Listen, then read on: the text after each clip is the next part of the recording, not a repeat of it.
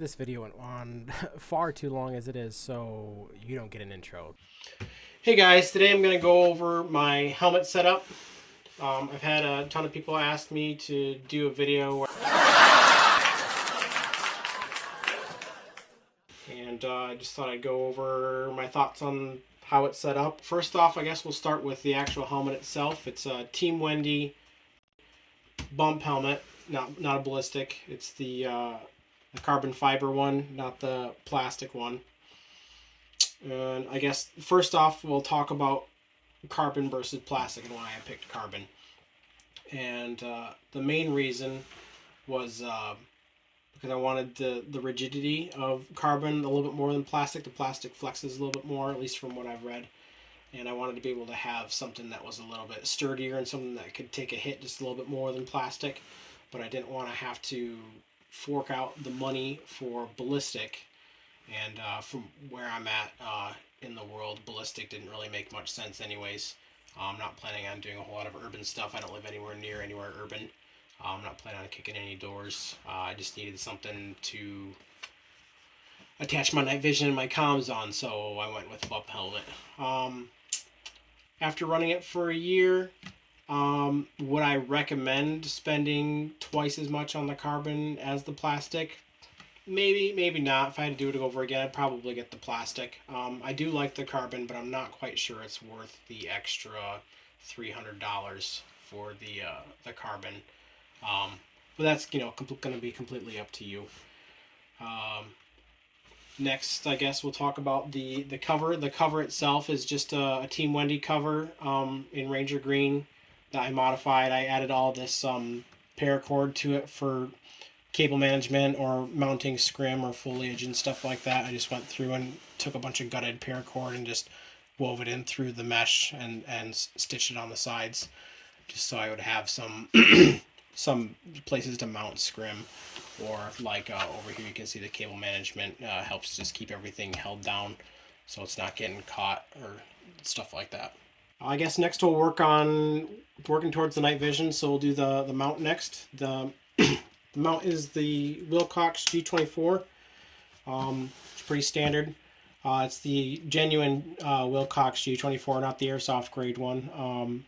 I figured from spending thousands of dollars on night vision, spending $400 on the actual mount that is designed for it would be the way to go. I know a lot of people run the airsoft one because it's only $50.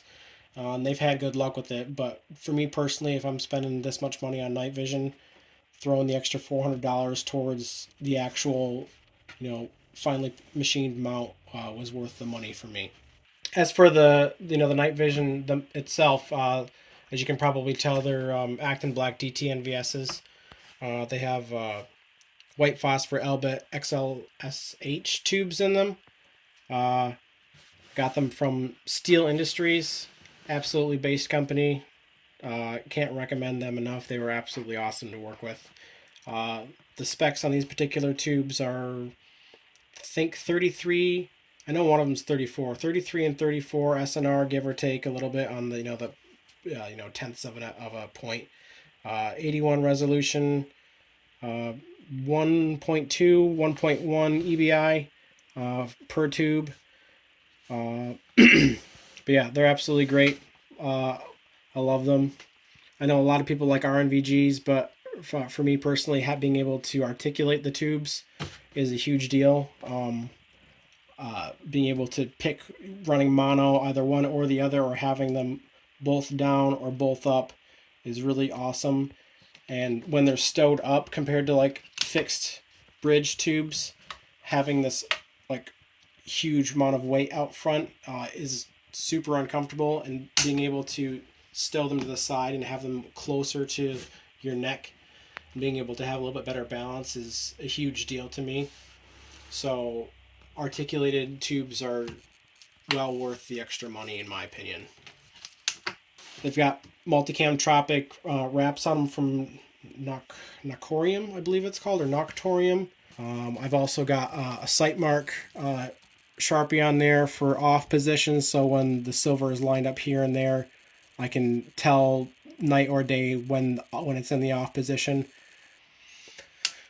As for the lanyard, which I might, let me see if I can rotate it up. There we go.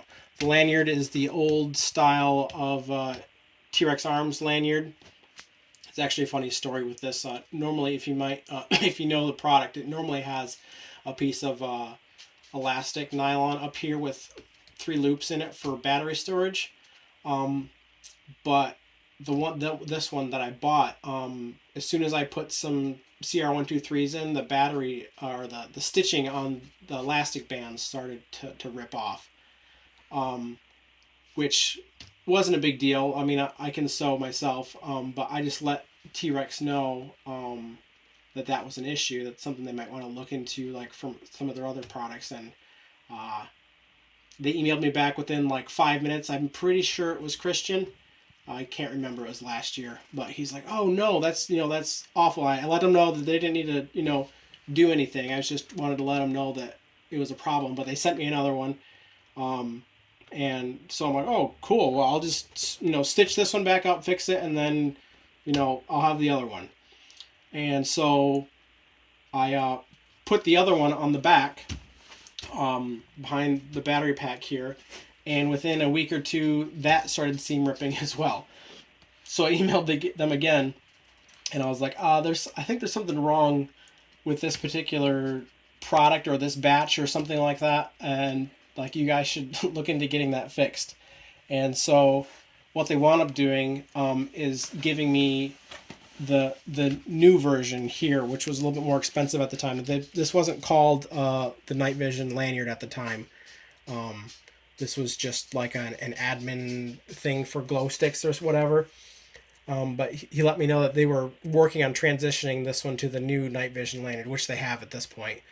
So they gave me really nice, the new Night Vision Lanyard, and the stitching on this one has held up great over the last 6-7 months, however long I've had it. So what I wound up doing is just completely seam ripping the elastic off of this top one so it was nice and slick, and I used this one to hold my night vision to my helmet, and then the one that they replaced I used on the back to help hold the battery in. I guess next we'll move on to these apertures, which are from Matbock. They're the Matbock Tasers, I believe they're called. These are... I've got a lot to say about these. I've been running these all year. I think I got these in either late last year or early winter/spring of this year. They're cool. They look really cool. Being able to articulate them open like that and having the sacrificial lenses is super awesome. But regular price on these is $530 for the kit of 2 of them. Now, I didn't pay that much. I got a really good deal on them. I had a coupon code, and I wound up only spending like $220 or $230 on them or something like that. But that is the very highest I would pay for them. So I guess let's just go over the pros and cons of these real quick. Pros, they look really cool. You get a lot of like street cred for having the actual Matbocks just because they're super expensive, so there's some flex value to that. But that's pretty much where the pros end. The cons of these, there's a few of them. Obviously the biggest one is price. Spending $500 some on these is absolutely ridiculous. I would never pay $500 for these. Like I said, the $230, $240 I paid for them, it is borderline too expensive as it is. One of my biggest problems with them is that they don't articulate very easily. They've got a lot of stiffness to them. Like I have to spend one finger holding this one so I can focus with this other hand. Otherwise, it just focuses the entire tube, like the focal focus of the tube itself. So, and that's with, I don't know if you can see in the video, but I've got zip ties clamping them down too. So they're shimmed, but I also have zip ties sort of clamping them down as well to try to keep them from sliding, but they slide anyways. So that was a major issue. But honestly, even just the concept of these in general is kind of an issue. Like if you don't know, the concept behind these is being able to have them halfway open, and then adjusting your focus on the night vision just right so that you have infinite depth of field. You can see up close and far away at the same time. Because if you haven't used night vision before, normally how I have them set up is set up at really far away, so I can see targets that are farther than 50 yards away. But anything up close is super blurry. Like you can't read anything. You can't see what the time is on your watch or anything like that. So to remedy that, they invented these apertures, which make it so you can quick adjust your depth of field. Before that, what guys would do is they would put scope caps on and then drill a little hole, but then you were stuck at that fixed hole size, where these you can move them around, which is awesome. But the problem is, the biggest issue with this whole concept in theory is that when you have them closed this much, you need a lot of external light to be able to see anything, because you're losing so much of your objective lens when you have it this close, so not as many photons are getting into your actual intensifier. So everything's really dim unless you're using like an external light like this. But at that point, if you're trying to be stealthy, or if you're fighting near peer adversaries, having an external light with your night vision completely defeats the purpose of having it.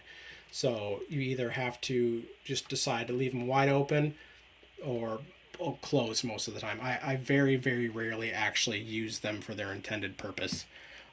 So the price that I paid for them, the $200, like I said, that's borderline. Like, having that ability is nice, and I'm glad that I have it. But for the price of just one of these on sale, you can make them yourself. And I'll leave a link in the description that shows you, where you can make them yourself. But honestly, a buddy of mine, he has DTNVSs as well. And he made a pair of the do-it-yourself ones you can get parts off of Amazon. And if I remember correctly, for the both of them, he spent less than $80 for the both of them. And honestly, I like them better than these for a couple reasons. The aperture itself from Amazon is not nearly as stiff as this one is. This one's, like I've said before, is really stiff. His float really easily back and forth. You don't have to hold the tube down to adjust it.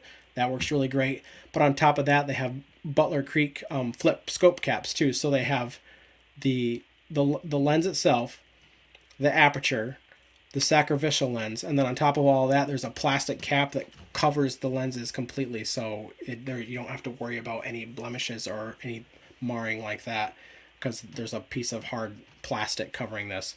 And I've got these, even that little bit of a pinhole there, even with the battery off, if you had that little pinhole, if they stared at the sun for too long, you could get a blemish. So normally I keep these stored in a case, even with these fancy caps on. There's two different types of do-it-yourself Matbock taser apertures styles. I'll leave links to how to build both of them in the description.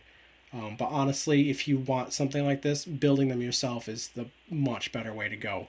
I can't say I'd recommend these after running them for however long that I've had them. The next part, I guess, to go over logically from here is this little cable right here. It's this part right here. If you don't know, regularly DTNVSs aren't usable with a battery pack. But this piece and then this piece is called the Second Coming, which is the second generation version of the DICC. DICC, which is designed by Executive Training Group. It basically makes it so DTNVGs and DTNVSs can use a battery pack, which is pretty cool. Normally, you just have a battery right in there, and then that's all you can do. They don't have any way to plug in a battery pack, but with this adapter right here, this is the battery, and then you would just tighten that down. And then this part right here snaps into there, and then this part here snaps into there. This is pretty cool. I really like this. But let's see, I've had this for about a year now, or a little bit less than a year. This thing is pretty sweet, but let's go over the pros and cons of this so far as well. The pros, obviously, you get longer battery life. Being able to use this battery pack back here, I can use 2 CR123s instead of 1, so I get twice as much battery life. Another nice thing about it is that the battery isn't stored right in your device, so if there is any problem where, let's say, a battery explodes, or, you know, lithium batteries, I know Hop doesn't like lithium, but if the lithium battery explodes, it explodes back here instead of up here, so that is a kind of a pro. And then, like I said, the double battery life. And another really big pro with battery packs, or at least this battery pack in conjunction with this cable, is this battery pack, which I'll talk more about when we get back here. But you can use CR123s or AA's. So you get some battery versatility, which you don't really get in any other type of night vision other than in this setup, which is really nice. And you might be asking, oh, why do you need battery versatility if you could, just stock up on CR123s? Well, in a situation where you might have low supply lines or any sort of other shit hits the fan scenario, sure, you could stock up on 500 million CR123s and you'd be fine. But let's say you're out doing something and you're scavenging and your battery runs low and you need to switch to a different type of battery, or you need to scavenge for batteries somewhere else. AA's are a lot more common than CR123s, which admittedly that scenario is extremely niche. So I'm not going to say that, like, oh, that's going to happen to you, or that's something that you should worry about. But having that extra capability is nice. So I'm not going to say that it's not. But let's go over the cons of this particular thing right here. The biggest con is the price. This little cable right here, all by itself, is over $400. So that's pretty steep. I'm not going to say that it's not for just a cable. That and this battery pack back here is also another $450. So the battery pack and the cable together is over $800.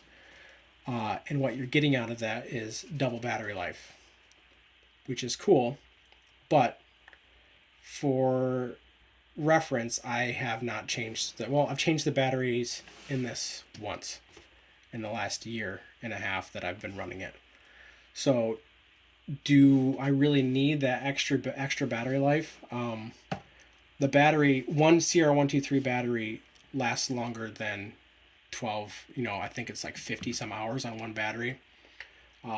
And so it's not like you're going to be changing the battery on these in the middle of a night, in the middle of an operation. Worst case scenario, just bring extra batteries with you and then top it off in the morning after every night of a mission or whatever, theoretically speaking.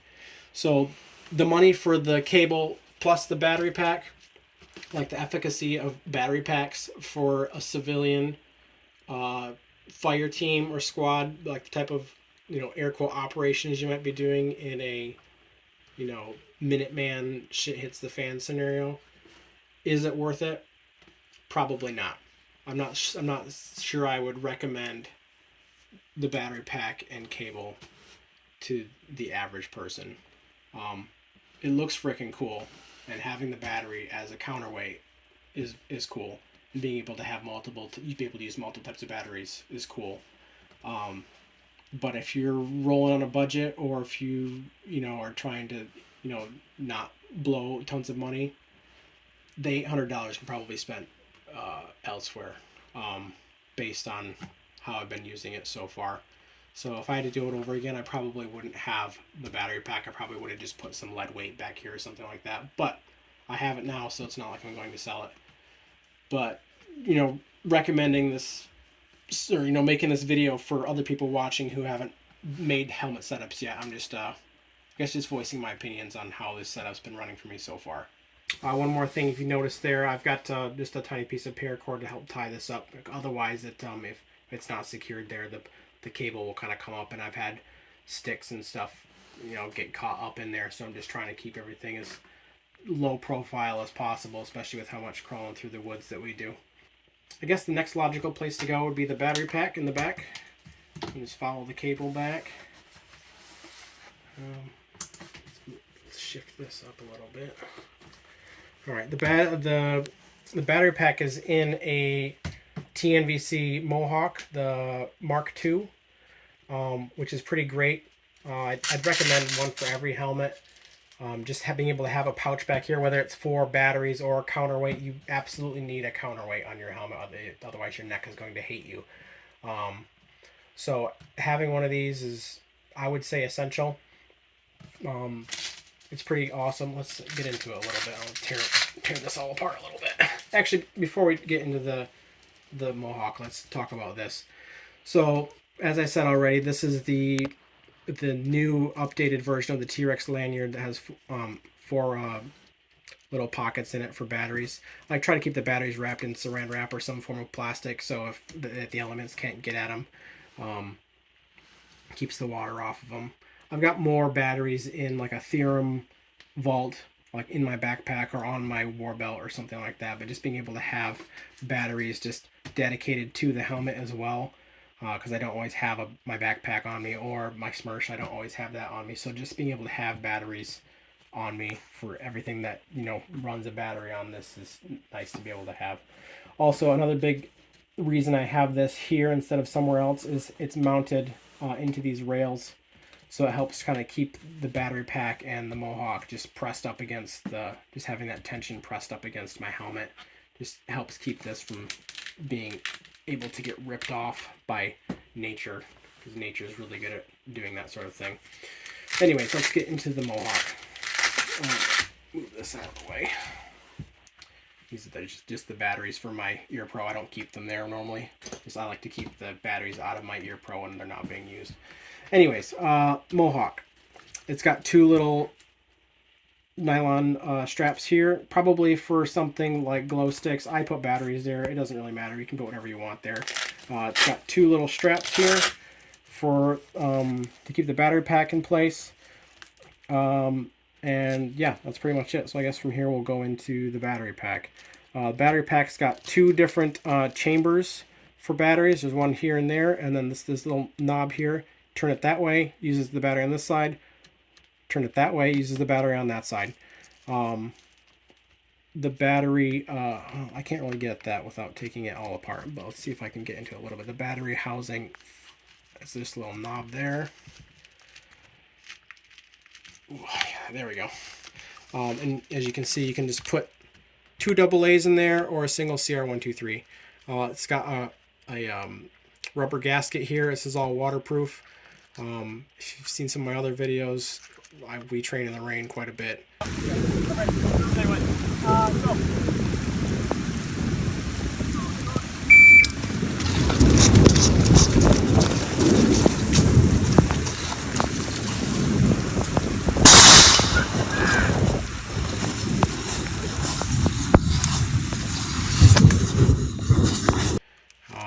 And it's not had a single problem with getting wet inside of there.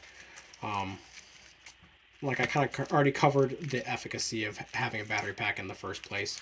Out of all the battery packs to have, this one probably makes the most sense because you can use different types of batteries. But yeah, I won't go into that again. Oh, this battery pack, by the way, is the LP BP Geo low profile battery pack, ground optimized, by AB Alpha Bravo Night Vision. I got this on TNVC. I'll have a parts list for every single thing on this helmet in the description. I made an Excel spreadsheet for everything so people can reference it. Well, Alice, it seems we both got autism, haven't we? Yeah. Well, that's good to know. Let's see, from there, I guess we'll work into the comms. So, for comms, I have Ops Core amps, the fixed down lead. because it wasn't worth it to me to spend the extra few $100s to be able to take the down lead off and switch from different types of communications and blah, blah, blah. I'm not going to be hooking up to a helicopter or aircraft or anything. I'm just, just a ground dude that only plugs into my personal radio, which is hooked up to my, push to talk. So I didn't need any other type of down lead other than this one. This one's fine. It wasn't worth the extra money. Hey guys, Editor Tarbers here. I just realized while editing that I forgot to mention the NFMI amps versus the non-FMI amps. The ones I have are the non-FMI version of the OpsCore amps. If you don't know what NFMI is, it stands for Near Field Magnetic Induction. They're really neat earplugs that act as a sort of double ear pro underneath your amps. They work wirelessly with magnets, which is pretty awesome, but they cost $200 just for the plugs. And the specialized amps that you need for them to even work cost an extra $100 more than the already expensive standard OpsCore amps. Another big negative is that they significantly lower the battery life of your amps compared to the standard amps. So I decided not to go with this one. The main reason why you'd even need them in the first place is if you're working with like cruiserist weapons or like explosions frequently, so the trade-offs really weren't worth it for me. Anyways, I just thought I'd add that little tidbit. They're hooked to amp arms, obviously, and the amp arm is hooked to a little Team Wendy adapter. I've got a whole video going into this adapter and the things that I like and dislike about it and stuff you can do to fix it to make it better. And I guess as a follow-up to that video, if you've seen that video, this has worked great ever since. I've checked up on it a couple times. We've got no more, haven't broken a single one. I haven't broke one. Brett hasn't broken a single one ever since we did this mod. Another dude in my group has amps with amp arms. He did this mod. It's been working great for him. I can't recommend doing that enough, even with a brand new set of amps and amp arms. If you have a Team Wendy and amps with the amp arms and the 3.0 Team Wendy rail, I would just do that right off the bat. I wouldn't even wait for them to break. I would just mod them just right from the get-go. It's been working really awesome. I guess we can go over patches. T-Rex patch, obviously. I got this on Etsy. This glows in the dark. It's just a little Ranger Eye patch. Little Ape Together Strong glow in the dark patch from ODGG LLC. Use discount code TARBERS at checkout for 10% off. It's just neat having little glow in the dark stickers on my comms. I just think they're neat. See, I've got my 104th Battalion. That also glows in the dark. I got that on Etsy. What else do we have left to go? Oh, the lights, I guess. Yeah. So I have two different lights on here, as you probably noticed. And you might be wondering, why do you have two? What in the world could you possibly need two lights for? So let's go over that real quick. This light is a Surefire Mike 340 Victor vampire light on a Theorem, what's this called? A Very Arc, the Theorem Very Arc rail. So I can umbrella if I need to. Oh, it's in the off position. This flashlight's pretty freaking cool. It doesn't have a shit ton of lumens or candela, which is fine. I didn't want a ton. Basically, the main reason to having this is to be able to umbrella. When we're out in the woods, it's really thick out there, and even with these high SNR tubes, it gets really hard to see. So being able to have this flashlight on here and being able to umbrella it and having an IR mode and being able to splash light up into the trees and being able to see what we're doing is pretty nice. Also being able to have an IR light that I can shine at what I'm looking at and being able to PID something without having to point my gun or my laser at it is nice. It's a little too bright for admin stuff, but being able to just angle it down and at the ground when I'm walking or angle it up, it's just a pretty slick little system. These are really nice to have for all of those reasons, but the things it's not good at is the thing that this Princeton Tech is good at, which is just really dim, super dim red light, which seems like it's useless, but when you're in dark woods like that, being able to have just this tiny little bit of red light to be able to see a map or, look at your notes or something like that is really nice to be able to have. And honestly, even having this pointed down at the ground with your night vision on, this is super bright. Obviously, light discipline's a big deal. So don't like just walk around in the woods with all of your lights going, because that's foolish. But being able to have those capabilities was important to me. I didn't start with having these on here, but the more I ran it, the more I realized I needed a light on my helmet, not just on my gun. Because it's nice to be able to shine a light on stuff without having to point your gun at it. Alright, well that's pretty much it. This video went on a little bit long, but there's a lot of crap on this helmet. So I guess we'll just end it there. Like I said, I have an Excel spreadsheet with website links to everything on this helmet. So if there's anything here that you like that you don't know where to get, or if you want to just copy this entire helmet, that's perfectly fine as well. That's going to be downloadable in the description. If you have any questions, go ahead and leave them in the comments below, or feel free to message me on my Instagram. But yeah, that's it, guys. Thanks for watching.